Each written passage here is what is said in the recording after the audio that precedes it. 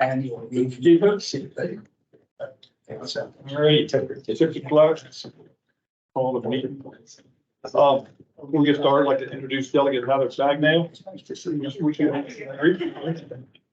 She's attending the meeting with us tonight, represents Anne Arundel District. District 33C, so the western shore of the Bay Bridge.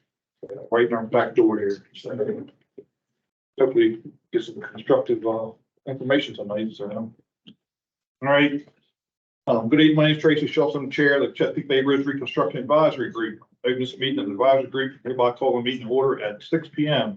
We're holding this meeting in person at the MDTA Police Building at the Bay Bridge. Attendees should note that this meeting is being recorded and will be available on the BRAG webpage after the meeting for attendees to view and download. Attendees should also note that includes the audio and video from this evening's meeting. Presentations will be available to download from the BRAG webpage. I ask anyone in the room with us this evening, please refrain from speaking unless you are presenting or answering questions so that background noise is minimized for those viewing remotely. If members of the public pre-registered to comment on a specific agenda item, I will provide you with an opportunity to comment after the agenda item is presented. We appreciate everyone's patience and ask that you hold any comments until the designated time. We ask you please introduce yourself by giving us your name and community you represent before moving on with your question or comment. Members of the public joining us via Microsoft Teams will be able to view the meeting only. For security reasons, the chat function in Microsoft Teams is not enabled for MDOT personnel. Any posts entered in the chat window are not visible to staff and will not be responded to. As a reminder, this meeting is being recorded in its entirety. For the record, all members are present except for Thank you. Nick Deere. He notified he wouldn't be able to make it tonight. He was able to make it online. What? Yes. Okay, before we move on to our first agenda item, there are some membership updates. Will Pines has been appointed. Make sure y'all listen to this, but y'all actually didn't hear it. Will Pines has been appointed as administrator for Maryland State Highway Administration, taking over from Tim Smith, who I thank for his years of service to the BRAG. Replacing member Pines as executive director of the MDTA is Joseph Segal. I think I pronounced that right. Sable, basically, whatever, Mr. Chairman, I'll answer to anything You like me? I don't care either. We can get you straight sooner or later. Mr. Segal previously served as the chief operating officer for the MDTA. I'd also like to congratulate Richard Gerald Milo. That's right. I can't get his right. Parmilo. Is that right? Close. I can never get his right. Who's been appointed as a new chief operating officer for the MDTA, and James Turner, who's been appointed as Bay Bridge administrator. On behalf of the BRAG, we look forward to continue to working with all of you. Congratulations, Paul. Okay, our first agenda item is a review of the minutes of the previous meeting held in July. Anybody have any corrections or changes? Didn't receive any, so hope we don't have any at the last minute. So can get a motion to accept. Motion to accept. Second. All right. I just want they were well done, by the way. We covered a lot of ground and they were very well done. Thank you, guys. Okay. So next we have up is our quarterly group activities and recommendations. It's a requirement of House Bill 56, which is a report on the group's activities since the last meeting and any recommendations they have based on those activities. As for BRAG duties, they are to provide the MDTA with an independent citizen informed perspective of authorities' operations at the Bay Bridge, assess potential concerns about activity at the Bay Bridge, educate the public about activity related to the Bay Bridge, and work with the MDTA and provide pertinent input related to traffic and public approach issues. If any member would like to share their individual educational activities and interactions with their community since the last meeting. If you have any. Basically, I'm doing pretty much what I've done previously. After the BRAG meeting, I sent out, I have a distribution list, somewhere between 40 and 50 people. Most of them are in the Broadneck Peninsula, but some of them are in North County, some in West County, some in South County, but not as many as Broadneck. And I'll send them out a brief synopsis of what we did at the BRAG meeting, and then I try to keep them updated on other things that are going on in the area. And they are always welcome to send me questions, suggestions, ideas, whatever. That's it. Right, I was able to go out with the fire department to the Bay Bridge where they're gonna do the redecking project. Canal Fire Department and Anne Arundel Fire Department went out for a site visit. In case we have any issues out there, how the best way to, approach it and operate out there with the bridge deck being possibly out of its normal place. So we attack it from each side of the bridge, Anne Arundel and Queen Anne, so. We went out there, had a nice site visit, walked underneath the scaffold and stuff and see how the workers moved around. All that was very, very informative and very good to be able to go out there and see that. So, Got a decent standard operating procedure at least put in place to kind of think through things and based on that. and, guys they're up on all their safety stuff and all, really surprised at how everything's set up out there. It looks very good. Thanks for proactively leading the site visit. I think it was a good way, good working relationship with them and stuff. I think trying to get, Anne Arundel's, probably closer to their quarters over here where their offices and all are. So we're gonna try to get a stop the bleed set up through Anne Arundel. EMS, they get some tourniquets and stuff like that to them. Not they're gonna get their own. They already have some stuff, but, they're gonna do a stop the bleed class, and if they can't do it, then we'll talk to, our EMS in Queen Anne's County and see if there's any issues, whatever. Thanks, sir. So very good, so. And, also attended the tier 2 NEPA study at the Canal American Legion. That was really well done and informative, so. I think you had some over each side too, everybody got a chance to go to different ones. Melissa, do we have, I was gonna say, Mr. Chairman, like our attendance was very robust. That might be in an update later. The Chief Yeah. Engineer Hartness may give. Okay, yeah, let's go. Okay, Melissa, appreciate it. Very good. All right. Anything, Jack? Yeah, I do. I'll just kind of be brief because I know a lot of this stuff's going to be discussed in the course of the evening.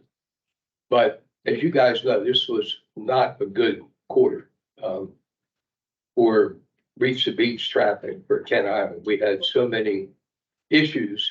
I want to say, Richard, thank you. You know, Richard has always maintained a very open line of communication, and we had numerous telephone calls when I was getting questions I could not answer about backups, contraflow. I called Richard and he finally said, Jack, why don't we sit down and talk, come on over. So we had a good meeting, Richard, Jamie and myself. And I really appreciate that openness, guys. I truly do. I didn't always like the answer I got, but it is the way it is, you know, but that's okay, you know. This really was a challenge. Will got his new job. Richard, you got yours. I think most of us on the BRAG learned about it in the paper, or I got it from the Salisbury News, WBOC, which we can get. I would diplomatically like to ask that the BRAG be on the front end of getting information on key personnel changes like that. I do want to add my thanks to, I said that to Richard, also to Will, and the openness and help he had on that. And I wish you guys well in your new jobs. Like Tracy, I attended that NEPA open house, very well done. Still, a lot of questions. You guys know what they are. We're moving along, and we appreciate the update on that thing. But there's obviously a lot of community interest on that, particularly, and I'll say it again, what that track is going to look like going across Canada, and what's it going to do to culture, heritage, economics, residences, literally life on Kent Island. That's a huge issue. The sooner we can kind of narrow that down, I think the better we'll be able to have public understanding and public support. And then the other thing I know we're going to talk about is that we've already talked about is the ramp experiment, whatever we want to call it, the pilot project.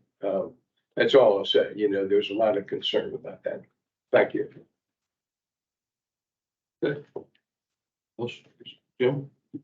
Just that, we went through the 2 weekends of the pilot program, collecting that data. Hope to meet with SHA in the coming months after the tours probably wind down. So we can all sit down and take a look at what worked, what didn't work, what are our options, and move forward from there. I'm 100% behind this plan. Wait to see, as they say, data dependent. Yeah, absolutely. I print off the minutes, once I get the email and, distribute them, with my neighbors and friends, when that happens. They always ask me, well, what's happening, when they building the new bridge or what's going on, so Only answer that so doesn't much. end. Thank you. Sure. Just more of a question, really, reaching out to my friends in the community about, I have a friend who suffers from vertigo and has issues going back and forth over the bridge. Wondering like why one end is Jersey wall and one side isn't, and that didn't really have an answer to kind of reply to her.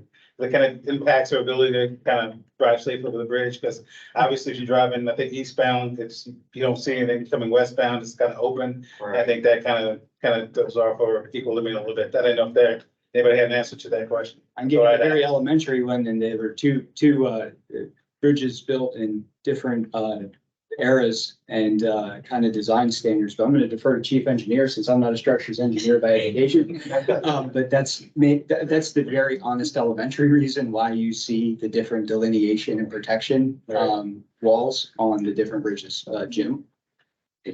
Yeah, I think, you know, as he said, it was just two different errors, but also just different considerations. With steel barrier having a lot less weight, and therefore, you know, impacting, you know, the design out there and what you have to, Always figured address that, yeah. with forces, so.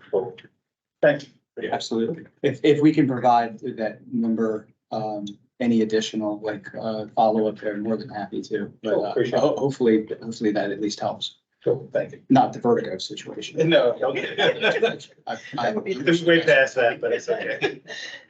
Did we still offer the drive? We don't. We sunsetted that quite a while ago. Richard or Jamie go to tell me what year. I was still at SHA. And that service is available, but it is a paid for subscription. Like you have to arrange it like a taxi or your own tow. She did mention that moment, she actually took advantage of that service once, we do actually make a call, a person will meet you at the bridge and they will drive you over and kind of figure it out. It's not like a free service anymore, No, sir. like Bridge Uber. Yeah, anything else? Good. Go ahead. Yes, the Broadneck Peninsula, has the representation of the Broadneck Council of Communities. We send out a newsletter once a month to about 10,000 people. And we always have a BRAG or Bay Bridge column on it. So whatever, you want published, please send me something. Barbara's on our board, this is Peter, and we will get it included in the publication. I'm getting calls from property owners over in Skidmore and other places near the bridge. They have apparently been visited by, I believe it's MDOT or State Highways people. Yeah, thank you. And it's getting them awful nervous because they're not sure if their property is possibly going to be demolished to make way for the advanced roadways into the new span. So if we have any news, of course, there's a decision to be made after tier 2 is completed, but they're just looking for some consolation that their houses will not be removed from them to make way for new span. And then lastly, when I was returning from the beach a couple of weeks ago, I don't go over to the Eastern Shore often, but as soon as we got near the bridge, We stink or something? We stink or something? I saw the red X's. And I, being a good girl, I dashed right into the right proper lane. And then I sat and watched all these cars that just, went straight for the red X's, ignoring the fact that there's a sign that means don't come in this lane. And we sort of talked about it here before, but is there anything that you all can do to put more strength in those? Because they, maybe the next time I go, I'll be following those guys to the red X's and passing all this good traffic of the good guys. the last meeting we had, the police were doing an initiative to try to reduce the number. Keep trucks out of the contraflow and all that, but I'm not sure how that. It continues to work, and you're right, Mr. Chairman, and Member Lynch for mentioning that the high visibility enforcement continues to be a priority for the police here, the detachment commander. And we're seeing the number of stops, citations, and warnings continue to increase there, and we are tracking and measuring that reasonably the best that we can. I know I wasn't at BRAG the last meeting. I had a Leadership Maryland commitment, and Lieutenant Colonel McKenzie was here, so I didn't hear Lieutenant Colonel McKenzie's exact details, but I'm happy to continue keeping that as a topic and a priority to keep following up on. And if there's some information I can get back to the property owners in the Skidmore area, I'd appreciate it. I'll follow up with you. Thank you. Thank you. Good. All right, next item is updates on current projects from MDTA Chief Engineer Jim Harkness and MDOT SHA Deputy Administrator, Chief Engineer Operations Terry Seuss. I'll go like fight time to that. You can memorialize the order. Hey, Jim, you're next, sir. There you go. Thank you. All right. Good evening, everyone. As I said, I'm Chief Engineer for Maryland Transportation Authority, Jim Harkness, and we'll be going over our list of current projects on the Bay Bridge, and then I discuss as well. So for our first project, BB 3013, that is the on-call structures and miscellaneous modifications. So again, this project is one that we utilize to address issues as they're found on the bridge and on the approach roadways. And usually from our standard inspection cycles, we come up with repairs that are not needed, and then we can address them as they come up with this kind of contract. So we've completed 37 task orders with this contract to date, and currently we have 41 assigned to the contractor. So they are going to continue working through those assignments and complete those task orders. Next project is BB 3012, which is our queue detection system. So again, this was a system on the approach roadways, and we worked with the University of Maryland Cat Lab, as well as Maryland SHA, our partners there. It basically provides our traffic operators with information on travel time, queue distances. It works to kind of estimate delays and what kind of patterns we might anticipate coming based on past historical data. So we completed construction of all the sensors. The only thing we need is a couple of camera locations to complete, and that should be done this fall. The University of Maryland completed their phase 1 of their software, and we are working with them to implement phase 2 now. And they'll be doing the software development to really kind of get that predictive element to the system where it can let us know in advance to expect more or less traffic and what that might look like, so that we can make better decisions in terms of how to operate the bridge.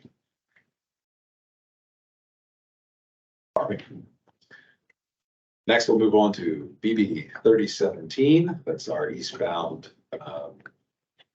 deck replacement, and it's currently phase 1, package 1 in construction. And as we heard, the contractor is out there working. They've installed the temporary work platforms, and that's both on the kind of the lower chord and the upper chord, so that they can attack the areas there. They are also working on relocating utilities that are on the bridge to get those out of the deck sections, so that there's no issues when we remove the deck sections.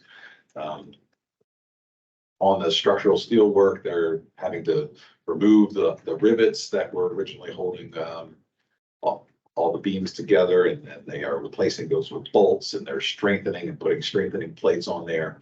And additionally, the contractor has set up their casting yard, in Curtis Bay. They're still finalizing some things. They're having to construct a causeway in order to get, the barges in and out with the loaded up deck panels, and they've, created the beds, the casting beds for the deck panels. So we are anticipating a start of making those panels in mid to late October. So, by the end of the month, we think we'll be turning out some of those deck panels. Additionally, that project is working on a stormwater management pond, and so that's under construction on the Western Shore here. That was phase one, package one for the project. So there's also a package two, which is still under design, but nearing completion. And package two is essentially doing the same deck removal, but for a different section of the bridge. It's sort of the curved section of the bridge. So we are working on finalizing that with the design team, and then similar to the way we did the last package, we would give that to the contractor for pricing. And if everything worked out, we would then go to seek approval from our board for that package.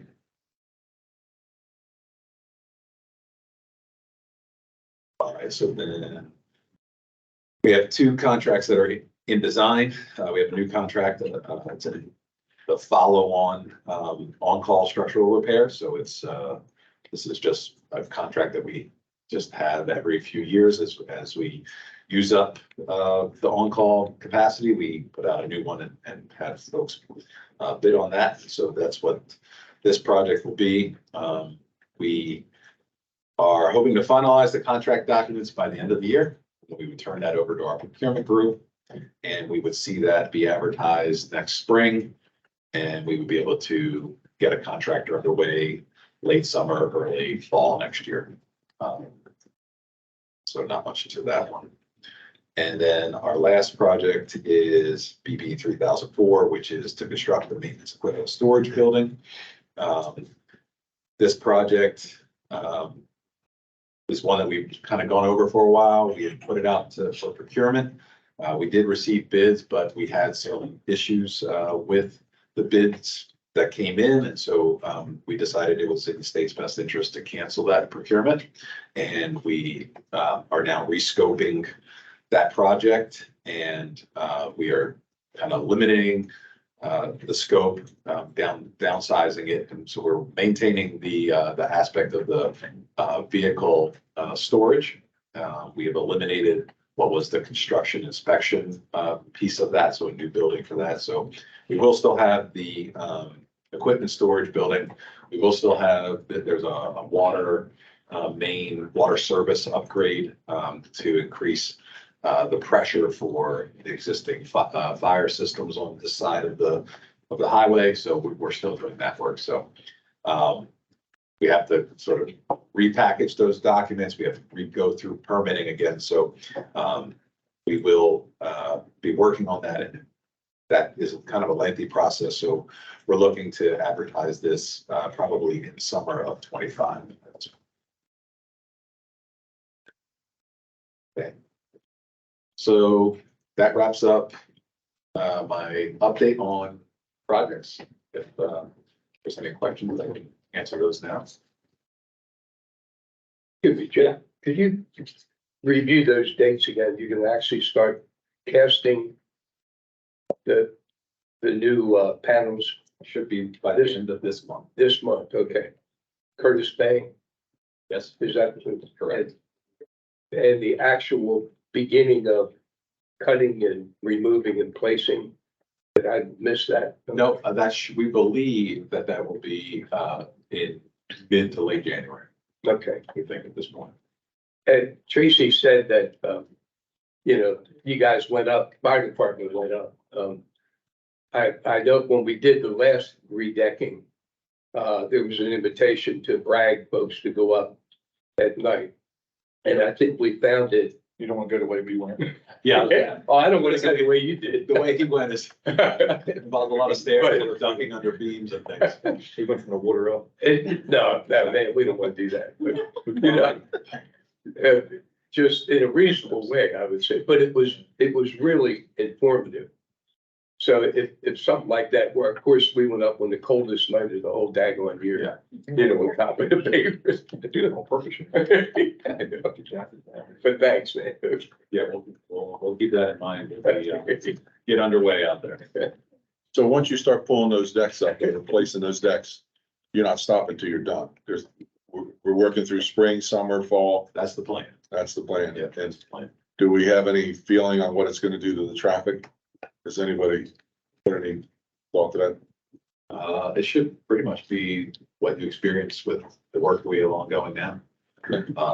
You know, you're not traveling around 9, 10 o'clock. You won't even know it's there. That's the plan. The plan is that, most folks don't even know we're doing work. You know, so if all goes well, you know, we'll be able Cover to darkness during peak low volume periods as much as possible. Yeah. So. minimizing impacts. That's Looking at the name of the game on that one. So And you're off and open by 5:30 in the morning.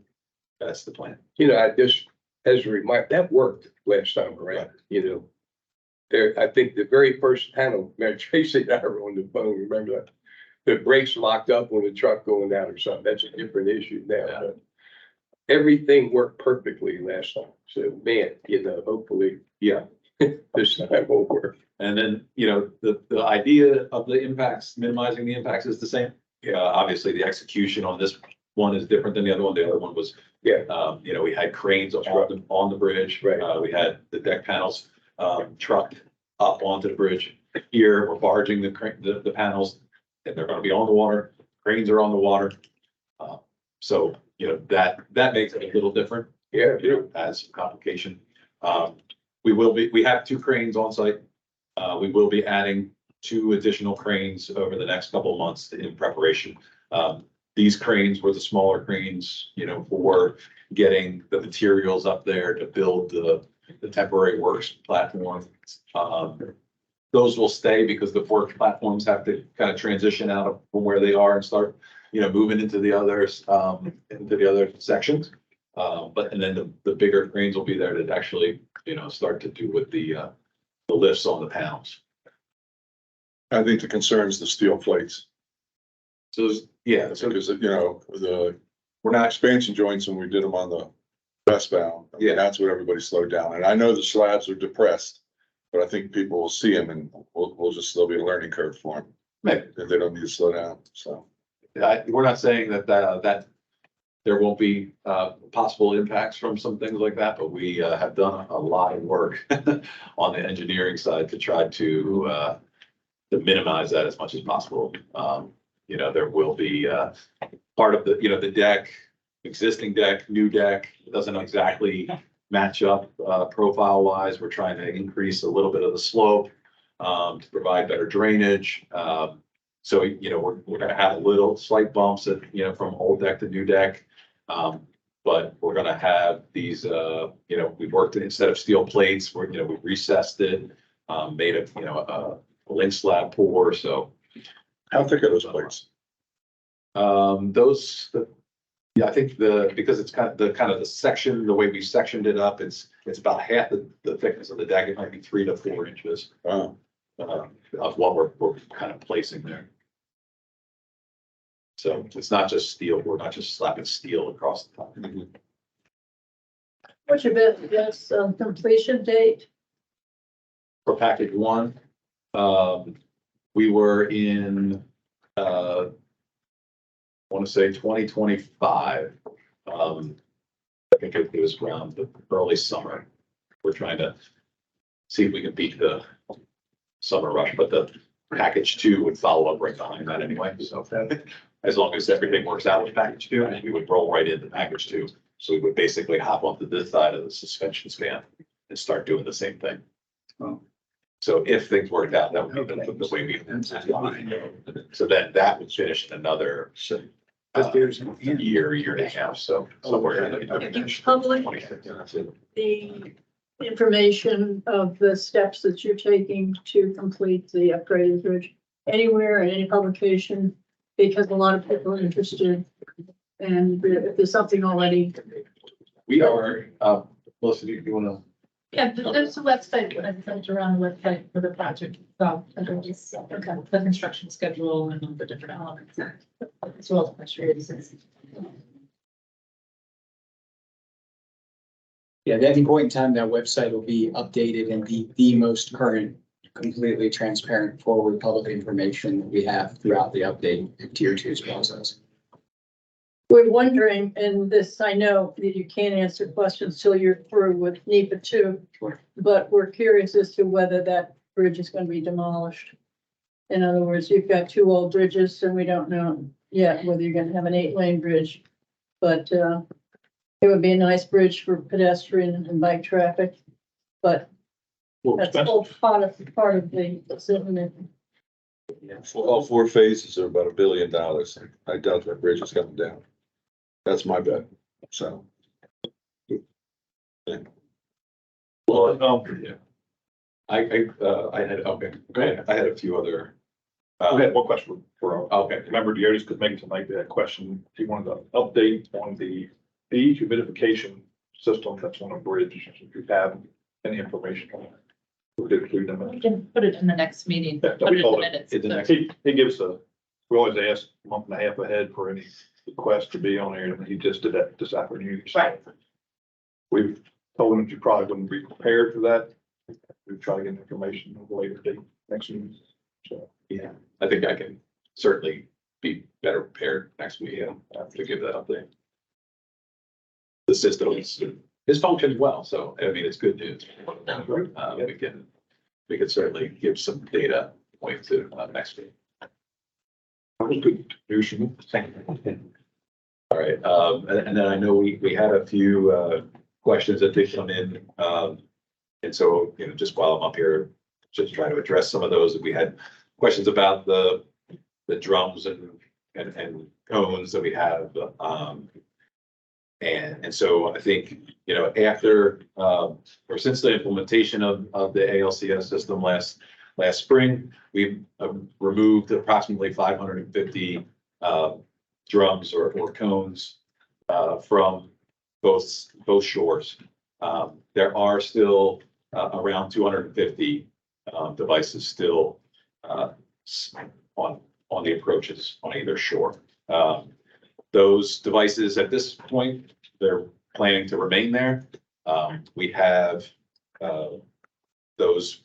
needs, the system that we built does not address every possible roadway scenario. So we have emergency situations, we have to, put out lane closures that the system can't do. We have overnight lane closures that the system doesn't necessarily address. So those devices are used for that. We also have them separating traffic flow. So where you're kind of merging or diverging from the contraflow, we're utilizing them there as just another safety device in order to make sure people are aware that that they are divergent and helps prevent any kind of head-on incident that we want to certainly avoid. So. Well, I gotta ask, 250, you can't remove every other one? I mean, I drive this every day and everyone else tries to say, they say this, the only thing you notice are the barrels. Your gates and everything else, they're like background.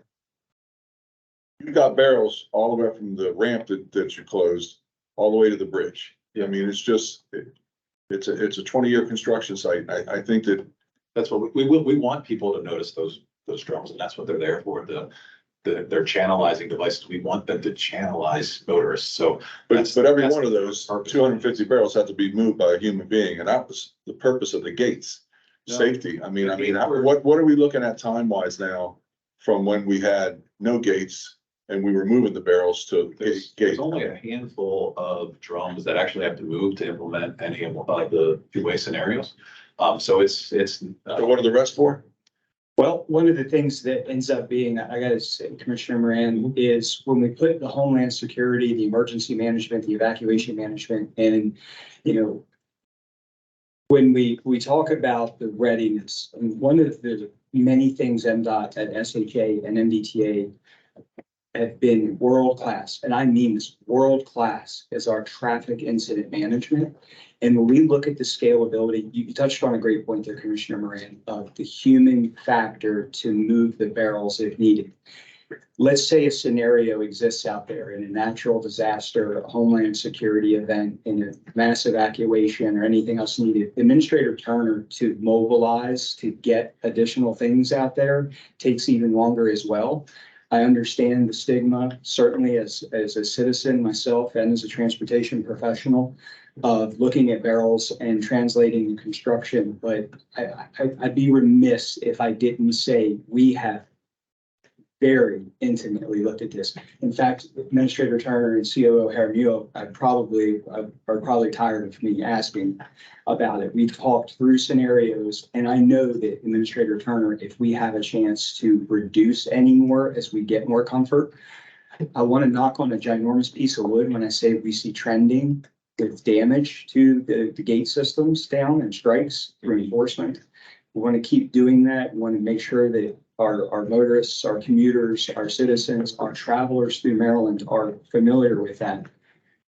Not a traffic engineer by education, but my counterpoint to agree with Chief Engineer Harkness is that while the ALCS system is a little unorthodox to some travelers not familiar with it, a barrel as a temporary traffic control device is still Absolutely. familiar. Absolutely. So I think it's all about balance, and I want to continue to have that conversation. But knowing that there's not a world that exists in which I can ever say, sitting in this seat now, that there will be no traffic control devices out there. Oh, there's a, There is. if we have an 8-lane bridge, would we have any barrels out there? Okay, duly noted. Okay. Right? I mean, I'm just saying, because of the contraflow, That's the scenario. the reason we have the barrels there at all is because of contraflow. Yeah. If we weren't running contraflow, we wouldn't have any barrels out there. We say now that they only Right. use a handful of barrels for contraflow now. They're not Well, using. they use more. I mean, the cones, the cones. They're not using the 250 barrels. They're just there in case something happened, they're saying. Well, we have to put out, certain lane closures. Additional. You could easily have 200 drums just for a lane closure. So Yeah, but I'm just saying, but it's all because of contraflow. Yeah. I mean, that's really what we're, so, That construction. the only way the barrels go away is a bridge appears and you don't need them anymore. Okay.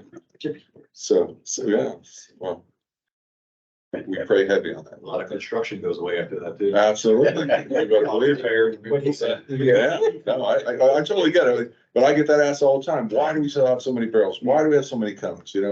It's just No, I get it. clutters the roadway, so. It does, and it, again, being very honest, transparent, very, always will be. I get that. When I travel through other areas, Right. you make that joke, what is the state mascot, the road cone? Oh, yeah. Like, I get it, I didn't know that, but that's pretty good. I don't know what state that was, it's only one Maryland, but that's only because my public safety professionals told me. It's not my personal or professional opinion. So, I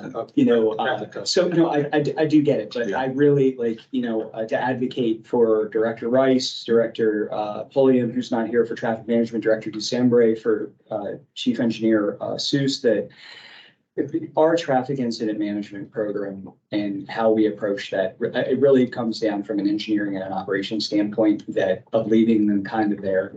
But You answered my question. I mean, like I said, so this is what we're gonna keep until the day of a new bridge, because it's just all part of your traffic management in case of emergency. I get it. So, I mean, that's no problem. So, And as you said, it's a 20-year construction. Yeah. We're under construction. right. One of the things that Richard and I had this conversation also. One of the things that I learned out of that is that the barrels really haven't given us any less time in converting over, but it's a lot safer with the new gates, basically. And it's predominantly a safety issue versus a time issue. Is that my understanding, Rich? It's a safety issue and it goes right back to, you know, Jim and Joey and Victor's response, which is it's all built around safety. Safety, yeah. The whole LCS is built. Well, they're around not so many safety. barrels, there's not as many barrels out there still, so that's. Right. Correct, So correct. there's Even- there, but the point that Jim's making is that even those that are there are for a purpose and it's safe. It's channelization and awareness. And so it's all part of that based on the existing design and the layout that it has to be. This committee. That's something like you said at the moment. Yeah, so I mean, we had a few more things, just wanted to address. There was, You want to address the sunset, look at that. That's cool, yeah. Thanks. What a wonderful segment. It is actually beautiful. I'm not gonna pay attention to Jim. we had questions about, some possibly, you know, more patches on westbound bridge, in center lane. And just asking what kind of, issues qualify for, you know, the type of patches we do. So when we have, cracking or spalling on the concrete decks, that's generally how we, you know, make the repair through a patch. And then when we get out there and we start to chip away at that concrete, while we're chipping away, we figure out how deep is the issue that we're out there to fix. Generally, we have a partial depth patch or a full depth. So partial depth, if it goes kind of to that first layer of the reinforcing steel, and it's good concrete below that, that's all we do. The new concrete comes in and engages that steel, we smooth it out, walk away. If it seems to go below that and deeper, then we'll just take all that concrete out, all from top to bottom. And that's a full depth repair. So then we just completely fill up, and replace that portion of the deck, tying back into the good rebar. Making any rebar repair that may be in the area as well. So that's how we, that's what, when you come back and you drive through and you see a rectangle or a square there, that's what we would have done.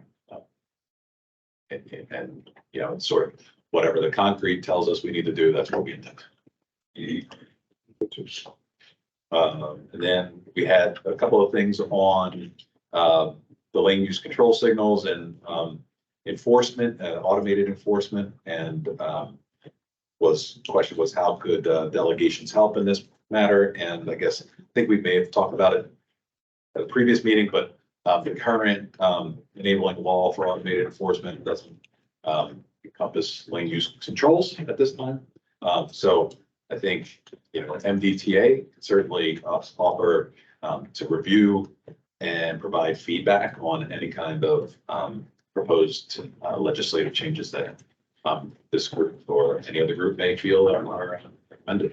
Well, I will tell you, Queen County is gonna introduce some sort of legislation for because with that red X issue is that you get somebody that's already frustrated in a backup to know that everybody's blowing by and getting in front of them, they just lose their mind. So, you know, it's something that we wanna pursue, and I'm sure you can do with the Anne Arundel County delegation, have them pursue it too for this side and see where it leads. Last year, we weren't prepared for it when legislation came around, so we're gonna be prepared this year for it. And then the other question will become, do we put cameras on the bridge for contraflow for those tractor trailers and other devices that don't get out of the way? And, you know, how do we get that portion up? Because again, these are all safety issues, you know, so I think that it's definitely worth it because we're gonna be in this situation for years to come, so. Thank you, appreciate it. Yeah, sure. And then lastly, just leave you with a little information on summer travel patterns down here. So during the 2023 summer season, Bay Bridge experienced the highest volumes that we've had since 2019, right? So 2019 was a huge year. That was the biggest that we had on record.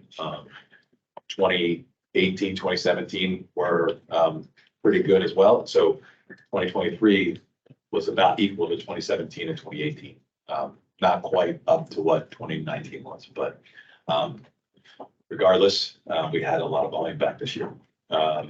So we carried, nearly 250,000 more vehicles this summer than last summer. So over the course of June, July, and August, approximately 250,000 more vehicles crossed the bridge this year. And the most popular days to travel the bridge, probably unsurprisingly, were Fridays and Saturdays. And we had an average of nearly 95,000 vehicles on Fridays and 92,000 vehicles on Saturdays. That's all I have. How about accidents? Now that we've improved the bridge and taken the toll booths off, have we reduced the number of accidents? I can say for the area here, where the old toll plaza was and a little bit upstream of that, yes, significant. You have any data on last year's number of accidents?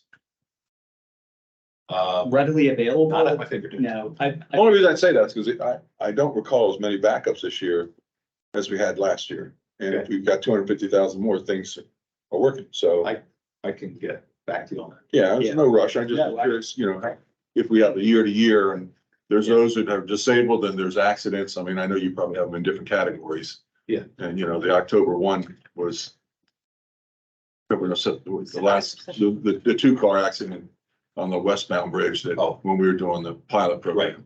Yeah. Make sure we'll. Yeah, we'll get back to you. I think if it's okay, next meeting. Yeah. I'll come back with some incident data. Yeah, I think that would be great. Yeah. In your putting together the accidents per family, running them off against the number of vehicles, not just a gross accident number, rate. but Right. because that's the more interesting. Yeah, we usually stuff. use the rate. Yeah, that's it. Okay. If I could, Mr. Chairman, I wanted to take an opportunity for something that's very near and dear to me with my traffic management and incident management background. I wanted to reiterate, especially with the leadership of Deputy Administrator Seuss, the Lieutenant Governor's Work Zone Committee, Administrator Pines just also talked about our work zones and talked about safety. We refer to accidents now as crashes from a technical aspect. So when we come back to the next BRAG meeting, we'll talk about crash data and some of the crash responses and everything. Something I wanted to share because I know that the committee and the leadership that I've been a part of here is about going back to our respective communities and going back to our respective friends and cohorts and talking. I wanted to take an opportunity to advocate for everything we're doing for the Lieutenant Governor and the administration to focus on that and taking the term crash back, if that's okay. And maybe that may resonate in the fire service as well. Because it's not an accident. You did it on purpose because you didn't drive. Typically, yep, data typically shows. So that has nothing to do with anything. That was me politely and so kindly for something so near and dear. For awareness and education for our citizens. So, but we will absolutely get back to you on the crash data for what we saw this year. Sir, the thing which I'd be interested in, I think also the county would be interested in understanding would be the crash data in some ways determines the policy you use, for instance, to determine counterflow. And comparing rainy days to non-rainy days, wind and so on and so forth, how you came up with originally and justifying today, how the protocols for establishing contraflow backed up against the accident data would be very interesting.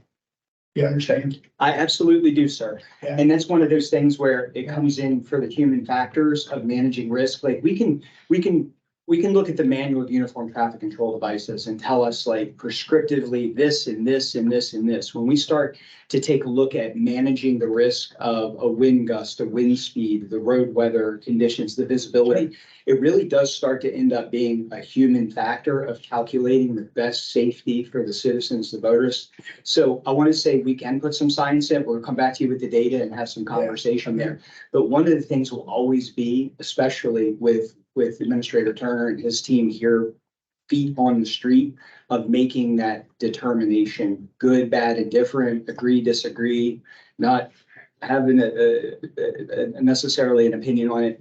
It's just that human factor of it. I just wish we could scientifically plug in the data from that we'll bring back, but there'll always be there'll always be that erring on the side of keeping everyone as safe as possible. Sir, I understand and hear that argument, but if you run into a kind of mathematic contradiction in a way, in the following sense that obviously if you ran all of it, safety came first. If you ran all the traffic at 6 miles an hour, you'd have a super safety issue. So the question is what the trade-off is. That's what I'm trying to. Agreed, absolutely. No, well stated, sir. Thank you. Okay, anything else? And then, before, I thank you for your time, but then we just have a quick, Bay Crossing Study Tier 2 update from Melissa Williams, so. Thank you. Thank you all the way. Thank you, sir. Sure. All right, for the record, my name is Melissa Williams. I'm the Director of Planning and Program Development for MDTA. Wanted to take a couple minutes to update you on our Bay Crossing study public meetings that were held in September. But before I do that, Pat, I'd like to just respond to some of your questions that you had before. Yes, you are correct. There are people who are doing field work right now. They're doing environmental field work. So essentially, we do desktop work. We look up to see what environmental resources are there or are in the study area using computers. And then we go out into the field and we verify that those environmental features are indeed there. So for example, we have a national wetland inventory and the map says there's a 1 acre wetland over here. We put that in our mapping and then we have folks go out and verify, is that wetland actually still there or has the hydrology changed or something like that? So folks within the study corridor received letters from us. We call them non-invasive letters, but basically they're letters to let folks know that we will have field people working and looking around verifying what environmental features are in the area. Commissioner Moran, you had contacted Will Pines back when he was still with MDTA. He said you had 1 or 2 folks call you and say, whoa, what's this letter? Miles away, up Route 8, yeah. Yeah, yeah, absolutely, because it's part of our study Right, area. yeah. Remember, we're 22 miles long and 2 miles wide. So we're verifying and validating that these environmental features are there. We haven't had too many calls, emails. We did have a couple of people ask questions at the public meetings, just seeking some clarification, but that's what we're doing. And if anyone has questions, Pat, please give them our information and we can talk through this with them a little bit more. The 2 main reasons we send these letters, 1, so people know if we're going to be on their property. Number 2, the biggest thing is a lot of people have dogs in their backyards, things like that. My favorite, I had a woman call, she was an officer and she said her canine was in her yard. And she said, I can guarantee you if you step foot in my yard, that dog will attack, because that's what the dog's trained to do. So, she asked, please call me, let me know if you're going to need to be on my property. The beauty of that is we now have computers, and before our folks step foot on any property, they double check. They've got it right at their hands to check if we've received a call or an inquiry or if the property owner has given us any direction. So we're real time with checking in with property owners. Yeah, I had some similar calls as Jim, and I called you guys on it. Yeah. I appreciated the info, but this was more than just environmental. It was all the way up on Love Point.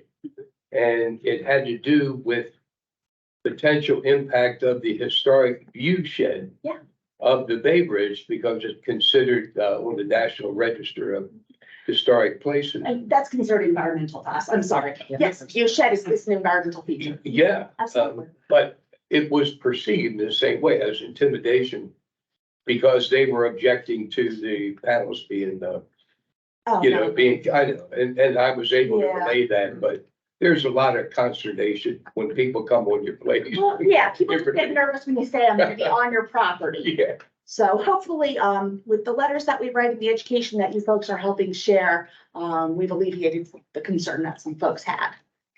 The other question was, Pat, you said concerning property impacts. We did get the same question from folks at the meetings. Are you gonna take my house? Will you buy my house? I had people say, will you just buy it? The answer was, we don't know. You answered your own question when you said at the end of this study, we would know that. Right now, we have no idea. Last was addressing the how many bridges do we keep the existing, do we get rid of them? To expel any myths that might be out there, we don't know yet. Part of the analysis and part of this study is doing life cycle analyses on these existing structures. If looking at the price to keep these structures in good shape and open to the public. Absolutely part of the study we're doing right now. So with that, I'm going to jump in. I'm going to give you a quick review of the meetings that we had in September. So back in September, early September, we had 3 meetings. 2 were in person and 1 was online. We advertised these on the project website through social media, newspapers, postcards, project mailing list, e-blasts, press releases. That woman over there was very, very busy. She wanted to make sure everybody heard that this meeting was coming. At this meeting, we had an overview video. This is about a 4-minute video, just kind of introducing the project. And we had about 40 display boards providing information on the study. The information we provided was largely about how we will be finding alternatives. So the criteria that we'll be looking at as analysis piece of this. As far as attendance, I'd say we did pretty well. We had over 370 people attend our open houses. The September 7th at Broadneck, we had 223. September 12th at the Kent Island American Legion, we had 153. And between those 2, we had 125 handwritten comment survey forms. A lot of public input. Then the last meeting we had was our virtual open house on September 14th. We had over 120 attendees. The virtual meeting, the first hour was a presentation where Heather Lowe and I went through all of the displays from the workshops.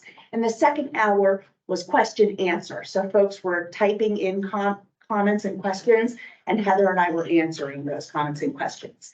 We received over 65 questions in the chat. So it was quite a bit. We did not get to everything, but we got through an awful lot. And we encouraged folks who if we did not get to their question, to send it in as a comment, and we would be addressing it that way. And that meeting's been placed on the web as well, the recording of that meeting. That's exactly where it was.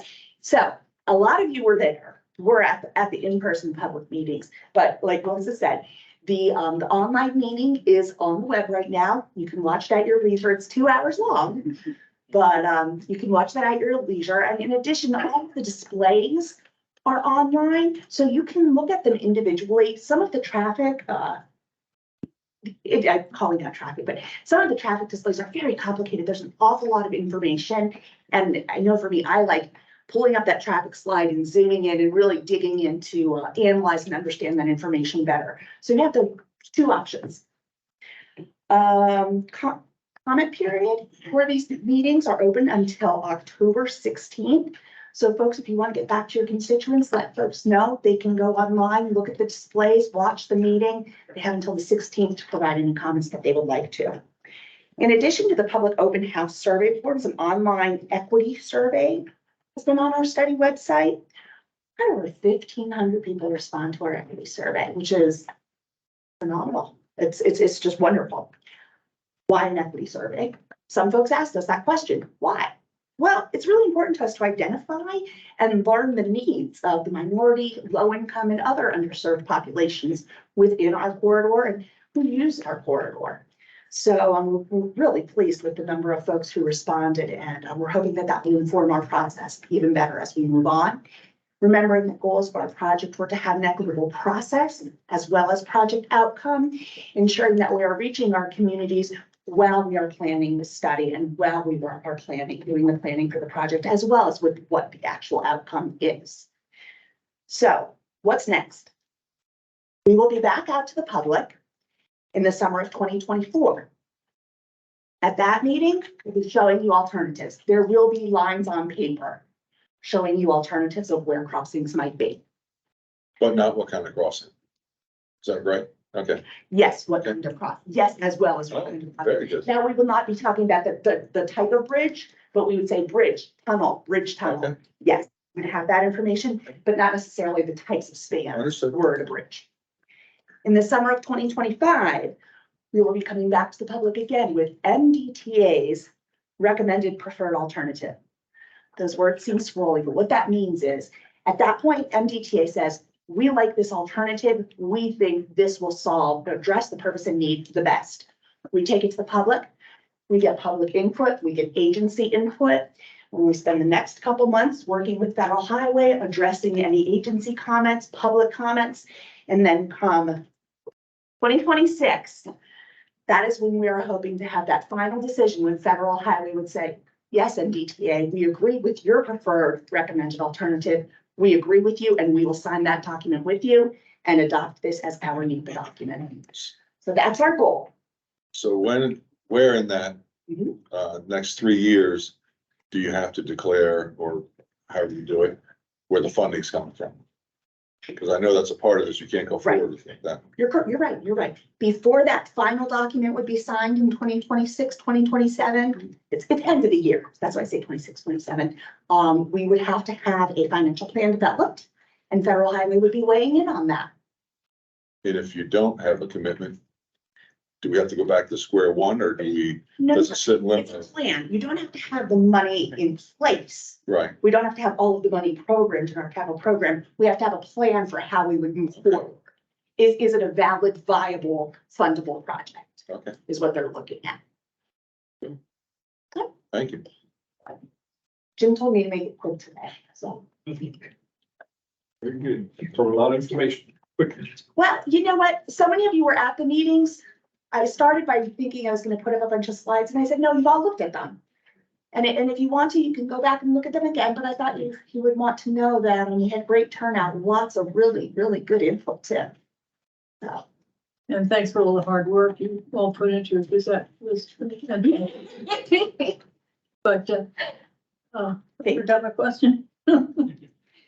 Funding. Yeah. The tolls, there's the consideration to increase the tolls, which just personal opinion, I certainly think that's necessary facing this new bridge. Any news on tolls? Now, the news No. certainly is where we've, memorialized that at our June Board of Directors meeting at the MDTA by talking about, and then the recent Transportation and Train Commission, the commission there of stating that looking at the 6-year CTP program as we start to look into fiscal year 28 is where we start looking at triggering toll increases. That Not until 28. Why would they, I'm just curious, that'd be calendar year 2027. I'm sorry if I'm stating the obvious there. so are they, in that same breath, are they gonna increase the gas tax or road tax, or not just going after tolls? Commissioner Rand, I do not want to speak on behalf of Secretary Weirfeld on that one. Okay, Not just today. all right, no So worries. Yeah. what I will say is the Transportation Infrastructure and Revenue Commission is meeting monthly. Mhm. And the purpose of that group is to determine alternative ways to fund our transportation trust fund because of the decrease in gas tax revenue. And so, I should stop there. But And I'll add in the rest, because it is boilerplate from Secretary Weirfeld that the nickel on the dollar traditionally with the gas tax, with escalation costs, materials, operating costs, personnel, really all of those things combined, it's not going as far as needed. yeah, so even if we did increase the gas tax, we still wouldn't Well, I we guess, still wouldn't be able to fund the trust fund at the level we funded. but I was also under the impression that tolls stay with MDTA. They do. We're having two different conversations. Okay, good. Yes, sir. We are self-sustained by toll revenue. Okay, yeah. I'm gonna answer a different question for you, Pat. Yes, this is all one piece, but the piece of, we have gotten the question, folks saying, would this, if a new facility was built, if a new crossing was built, would it be tolled? So if you don't mind, I'm just gonna answer that. The response we have to that is, it's a tolled facility now. It will continue to be owned, operated, maintained by the authority. We're a toll agency. So yes, we anticipate that it would, any new crossing would also be tolled. Yeah. So that's a totally different discussion, but we've gotten that from a lot of folks at the public meetings and stuff. I have one last question. When the tolls are collected here for the Bay Bridge, do they go in a secure account? This is how this question was asked to me. Secure account that can only have those tolls used for this project, or it just gives it like a general fund for all you're told? Not being the financial subject matter expert, I can follow up with some more detail, but I will give you the super high speed, low drag Joey answer of it is in a general fund. We do not delineate funds for the MDTA specific to the facility to just operate that facility. It is a combination of our 8 existing MDTA facilities as a transportation authority. Same thing they do. Okay. Hawks. Fox SHA. Well, thank you. Our new administrator, Will Pines, couldn't be here this evening. He had a conflict with another meeting. So I'm Terry Seuss, Deputy Administrator for Operations, representing the State Highway Administration. I will start with ramp management on the Western Shore. So in Anne Arundel County, we in June, we permanently closed exit 31. And in July, we started the ramp management pilot, which temporarily closed the on-ramp to US 50 eastbound at exit 31, or I'm sorry, exit 30 Whitehall Road and exit 32 Oceanic Drive. So we did that pilot from July 13th to September 2nd. The dates of the pilot, we closed the ramps starting 10 a.m. on Thursdays. They remain closed until Sunday evening at 8 p.m. 6 p.m. pardon me, 6 p.m. on Sundays is when we reopened the ramps. Based on our preliminary findings and community feedback that we received, we do think that that pilot combination of those efforts at those 3 different locations helped keep traffic on US 50 that was intended to be on US 50. So we saw reduced congestion on the service roads, which allowed better response time for emergency vehicles, as well as more predictable travel times for residents and local people reaching local destinations. So from that perspective, we think it was successful. We also noted that, as Jim pointed out in his presentation, Friday and Saturday traffic this year was increased. We did not note any days where two-way operations were not in effect on Friday and Saturdays. So we had really good weather this summer. So that wasn't a test, so that Anne Arundel County's pilot wasn't tested the way the Queen Anne's County pilot was with some weather impacts. So again, we thought that was successful. We received positive feedback from community members who reached out, elected officials. We did hear some concerns from employees with Northrop Grumman, particularly around closures on Thursdays. So we're taking our findings. We can go out and have another community meeting later this fall to determine what we will plan to proceed with next summer for ramp management. But we are thinking of adjusting our hours depending on what the traffic data tells us, as well as maybe not implementing the closures on Thursdays. Additionally, we did not receive any reported crashes, incidents on the service roads or county roads during our pilot.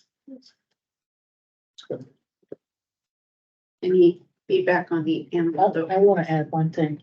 Everyone I talked to absolutely loved the closures.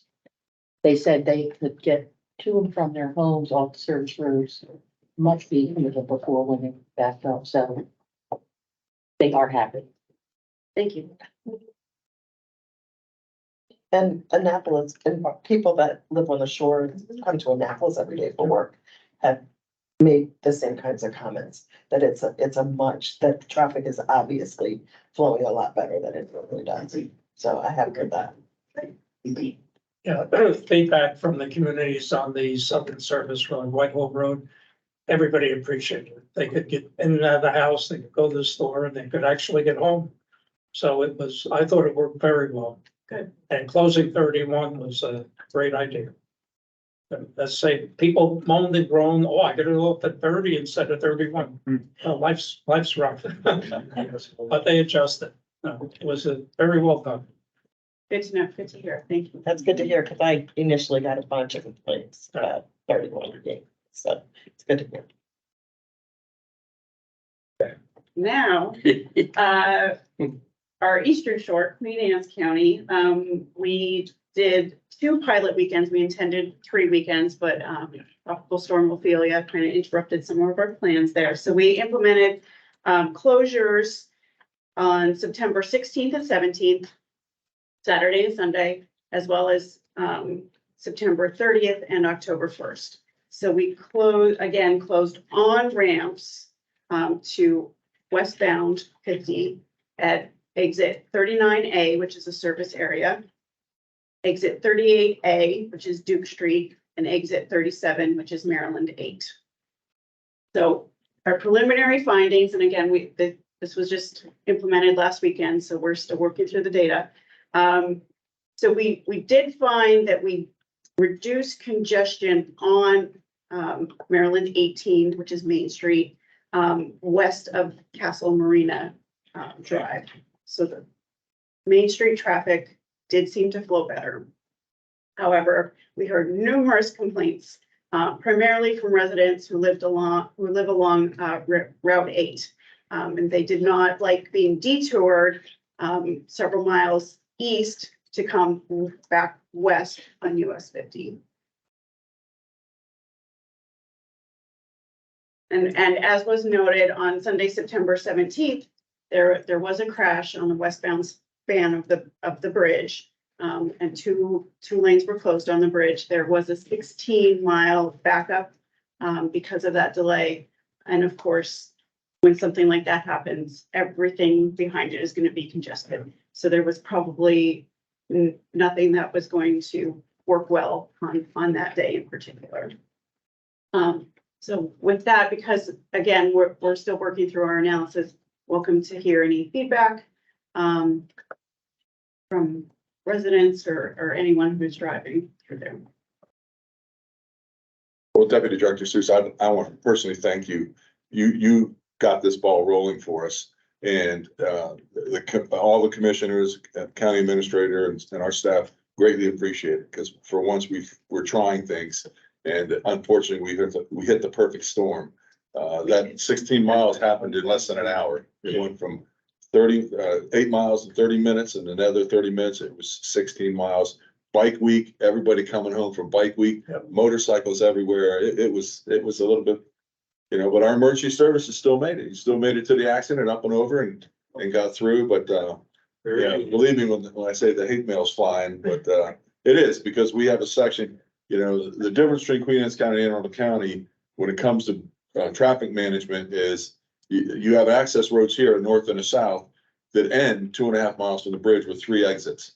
We have a access road that travels 10 miles and there's 15 exits. And what we're trying to do is keep people off of 18 so that, the residents can go to the grocery store, can leave their homes. Well, Southern Kent Island doesn't have that problem.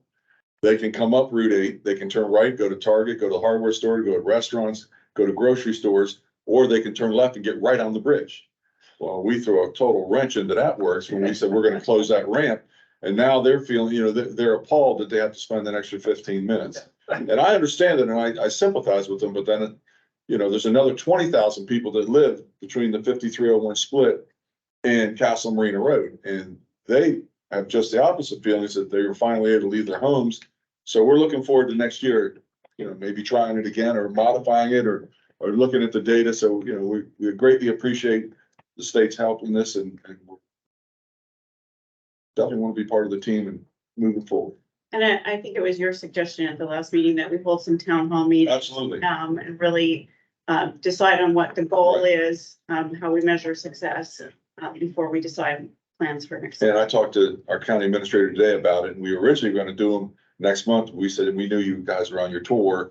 We said, let's let them get done with the tour. Let's get the data, let's get everything together, and we want to meet with you first. And then we'll bring it, maybe I'll wait all the way till January and, start doing the town hall. So, but we definitely are gonna do them, and definitely, we did an infomercial, Commissioner Corcarino and myself, and we broke it up into like 8 major questions.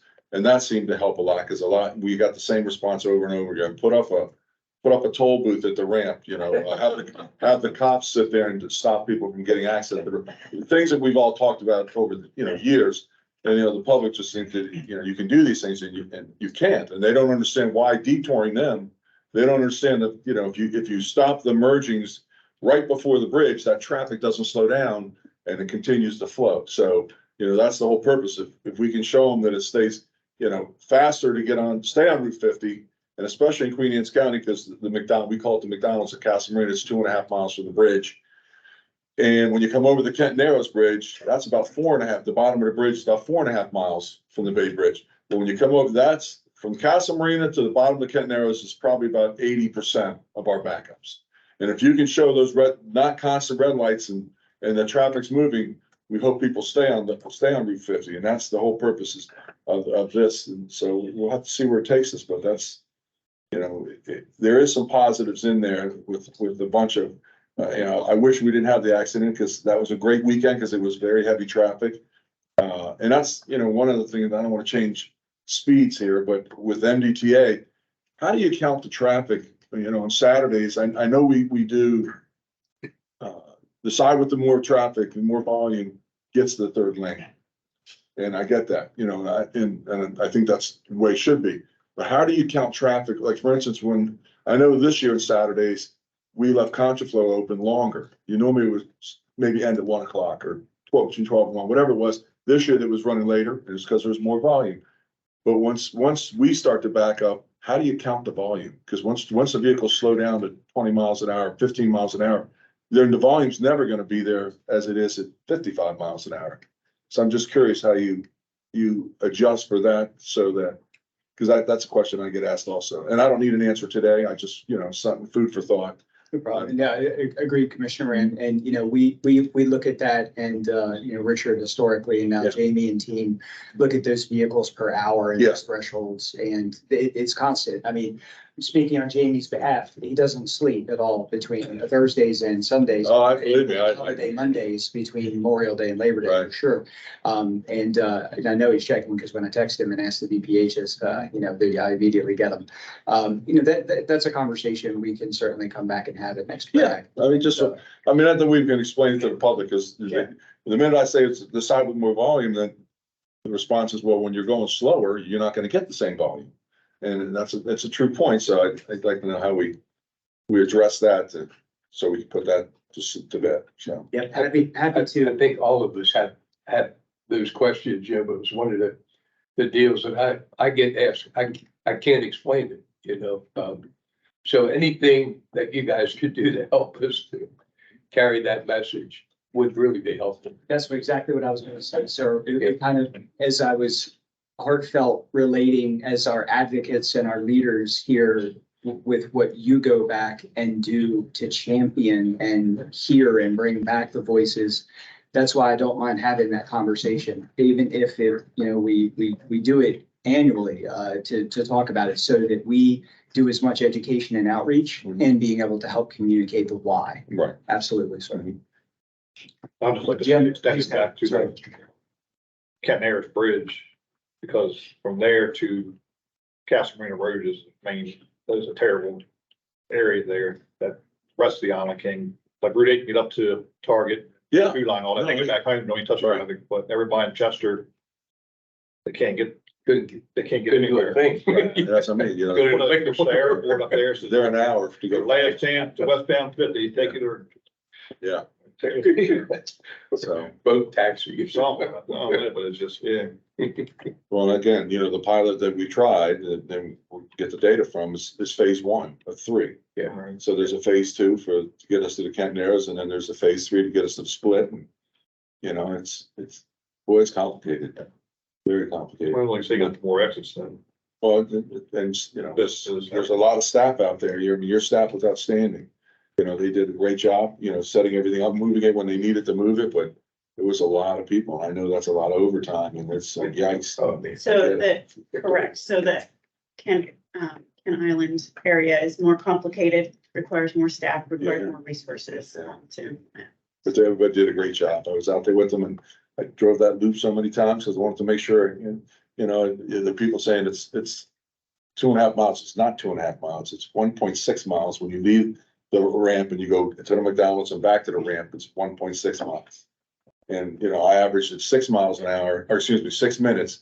When traffic was fine, I got in it when it was moving 20 miles an hour. It took me 10 minutes. And I thought, okay, so even at the worst case scenario, it took you 20 minutes. And it kept 18 open.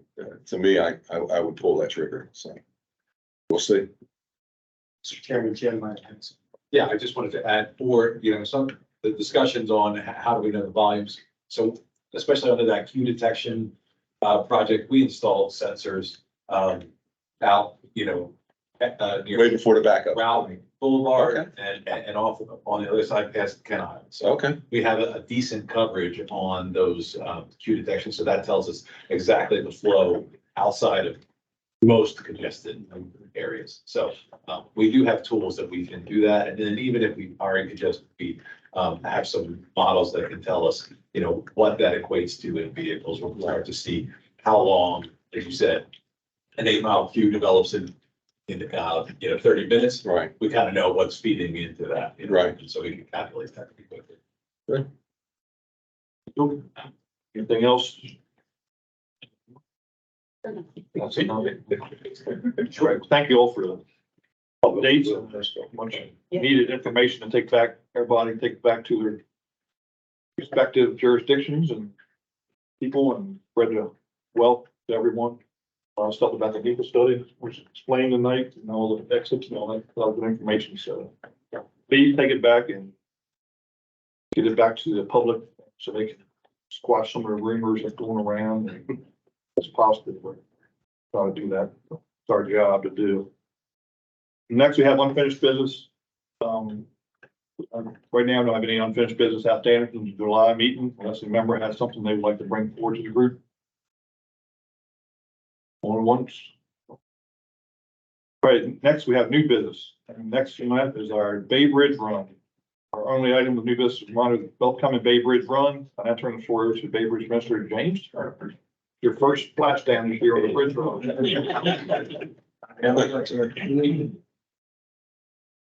We can keep it real simple and just say there's gonna be some people running on the bridge. Right.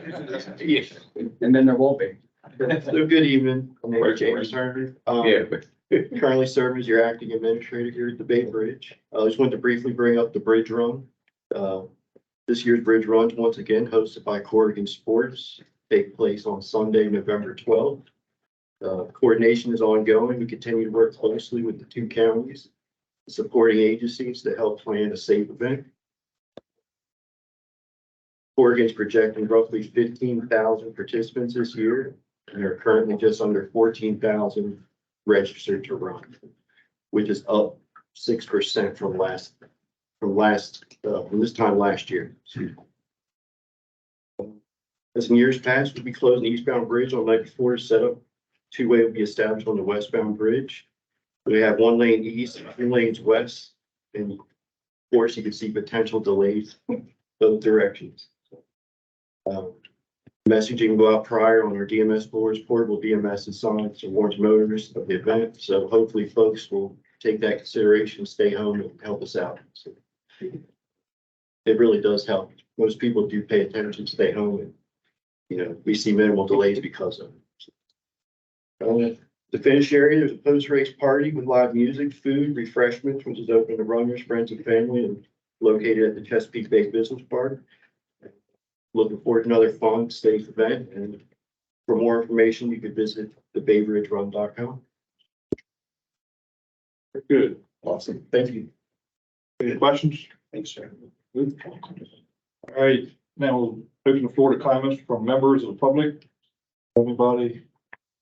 Yes, we had, Maureen Dixon, she, contacted me to address the BRAG. You wanted to step up front here, so the I'll keep it brief, y'all. I know it's late and I also don't like talking to groups of people.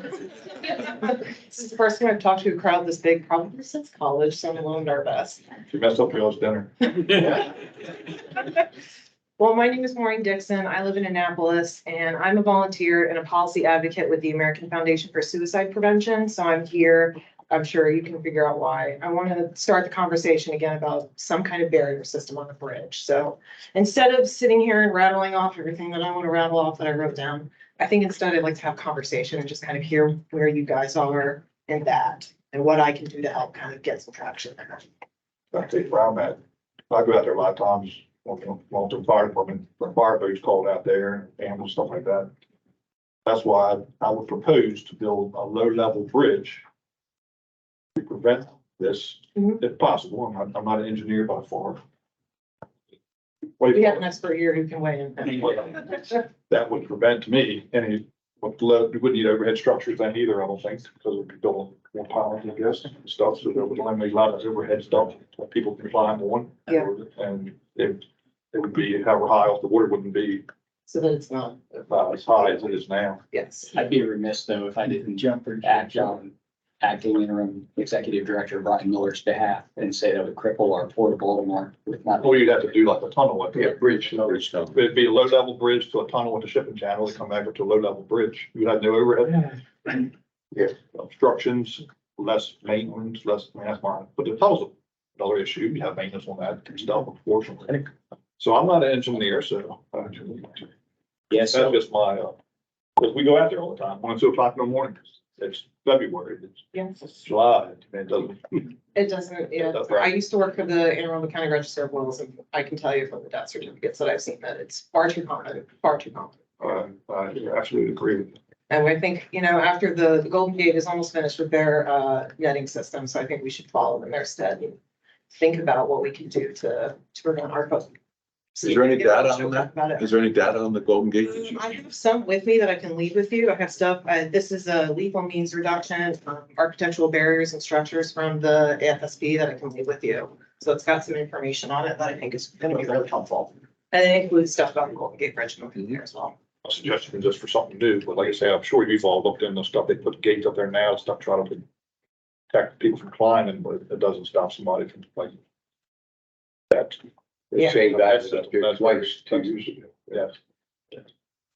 No, I appreciate personally and professionally your advocacy and passion, especially as we just got through September. In Yes. my public safety career, as well as my transportation career and our focus on this for our Maryland Transportation Authority Police, as well as our military veterans and others suffering behavioral and mental health issues.